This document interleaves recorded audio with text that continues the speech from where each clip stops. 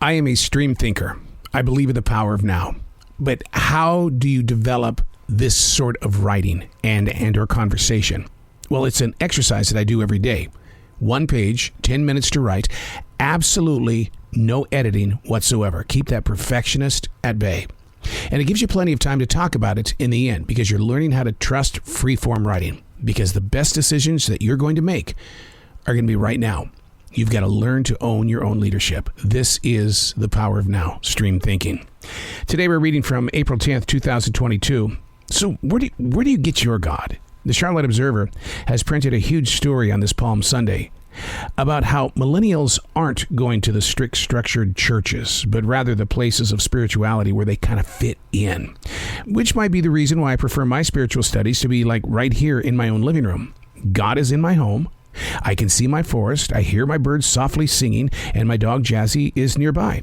But I've always been questioned by this decision by many Christians, and the reason why is because they see the church as a community.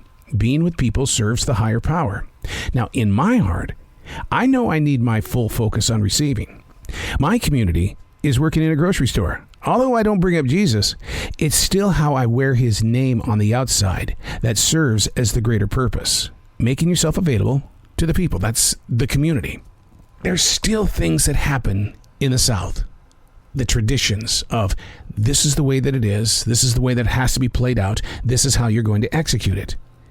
And when you don't fit into that realm, well, you're going to get questioned. And I think that's what this article is about in the Charlotte Observer, is that a lot of people haven't turned their back on spirituality and or religion. They just don't want to have to live up to this particular image.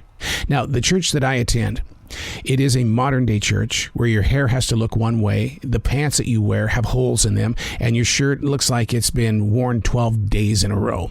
And that's one of those moments where, you know, the clothing that you wear helps you fit in. I don't fit in. And the reason why I don't fit in is because I've got hair to the middle of my back. I do like to wear clothes that do not have holes in the knees, and I want my tennis shoes to fit my feet. And so that sounds a little personal, right? That sounds like, well, gosh, you're a little bit too much into it. No, see, here's the thing. It's not that I'm being selfish. It's just that I don't want to have to look like that in order to fit in. Where you fit in is the message and how you activate the message out here beyond the four walls of the church. I don't want to have to look a certain way for people to accept me for who I am. This is the way that it is. So being at home with my studies allows me to be in a place where there aren't cameras flying all over the place, where I can just sit there and put focus on what is being shared. But the question for you, though, is how do you fit in? And is that a part of your process of acceptance? Does it even matter? Now, my mom and dad would say, doesn't matter, just go be you.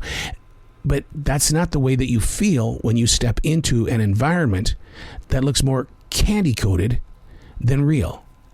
It's not who I am. I'm Arrow, and that's Stream Thinking.